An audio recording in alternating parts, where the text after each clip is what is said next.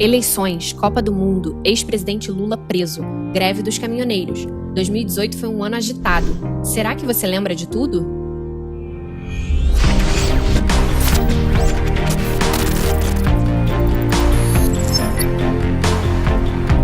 Janeiro já começou com o julgamento do ex-presidente Luiz Inácio Lula da Silva pela acusação de receber um apartamento como propina. Ele acabou condenado a 12 anos e 1 mês de prisão por crimes de corrupção passiva e lavagem de dinheiro. A intervenção federal na segurança pública do Rio de Janeiro foi um dos acontecimentos mais relevantes de fevereiro. Com a medida, o governo federal foi obrigado a recuar e suspender a tramitação da reforma da Previdência, uma das principais bandeiras de Michel Temer. Em março, o assassinato da ativista e vereadora do PSOL Marielle Franco chocou o país. Ela foi executada dentro de seu carro. O motorista Anderson Gomes também morreu. O caso ainda não foi elucidado pela polícia e segue sem respostas. Abril foi o mês que marcou a prisão efetiva do ex-presidente Lula. Ele se entregou à Polícia Federal no dia 7. A fim de evitar que o político fosse preso, um cordão de isolamento chegou a ser feito por simpatizantes, ao redor do Sindicato dos Metalúrgicos, no ABC Paulista. No local, Lula se reuniu com membros do PT antes de ir a Curitiba, onde segue preso. Em maio, os aumentos consecutivos no preço do diesel fizeram com que cerca de 200 mil caminhoneiros fechassem rodovias em 17 estados. Os protestos pararam o país e geraram crises de abastecimento em hospitais, escolas, comércios e até aeroportos. A greve só acabou no 11º dia, quando o preço do litro do combustível diminuiu na bomba. A medida custou ao governo 10 bilhões de reais e os prejuízos foram estimados em 100 bilhões de reais.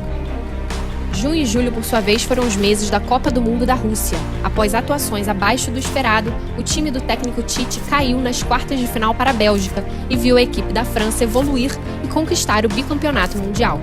O atacante Neymar deixou muito a desejar e o prêmio de craque do Mundial ficou com o meio-campista Modric, que conduziu a seleção croata pela primeira vez a uma final de Copa do Mundo.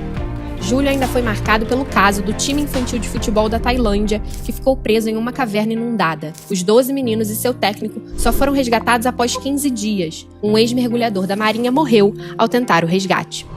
Agosto, setembro e outubro foram marcados pelas eleições. Foi a mais polarizada dos últimos anos. A tentativa do PT de manter a candidatura de Lula, mesmo preso, dificultou uma aliança entre os partidos de esquerda, o que acabou fortalecendo Jair Bolsonaro.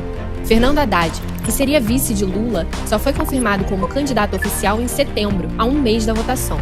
Ainda em setembro, Bolsonaro sofreu um ataque e foi atingido por uma facada durante um ato público em Juiz de Fora, Minas Gerais, no dia 6. Na época, o candidato precisou suspender suas atividades de campanha e sequer compareceu a debates televisivos. Foi na internet que Bolsonaro cresceu. A web foi um elemento fundamental no pleito e as notícias falsas foram espalhadas a uma velocidade avassaladora. Em meio às eleições, uma tragédia cultural. O Museu Nacional, no Rio de Janeiro, foi tomado por um incêndio de grandes proporções na noite do dia 2 de setembro. Todo o prédio histórico, antiga residência da família imperial, foi destruído e cerca de 20 milhões de peças do acervo viraram cinzas.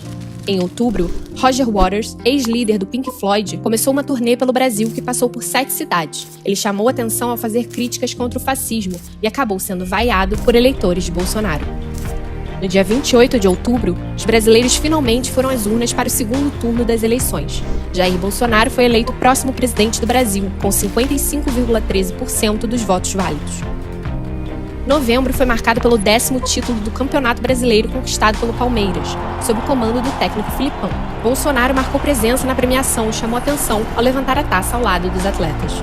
Já nos últimos dias de novembro, o governador do Rio de Janeiro, Luiz Fernando Pezão, foi preso por suspeita de receber propina, desde a época que era vice-governador de Sérgio Cabral. Já em dezembro, um dos destaques foi a decisão da Taça Libertadores. O jogo entre os rivais argentinos Boca Juniors e River Plate, que tinha tudo para ficar na história como uma das melhores finais da competição, acabou sendo marcado por falta de segurança e adiamentos. A vergonha foi tanta que a final ocorreu em Madrid, na Espanha. O River Plate venceu por 3-1 e levou o tetracampeonato. O último mês do ano também foi marcado por um ataque a tiros na Catedral Metropolitana de Campinas. Um homem abriu fogo contra fiéis durante uma missa, matou 5 pessoas e cometeu suicídio. Outras 3 ainda ficaram feridas. A reta final do ano ainda teve o escândalo do médium João de Deus. O curador brasileiro foi acusado de abuso sexual por mais de 500 mulheres. Ele fazia atendimento espiritual na casa Dom Inácio de Loyola. No último dia 16, se entregou à polícia e segue preso desde então. Esse e todos os destaques de 2018 você confere no site www.destaquejornal.com.br.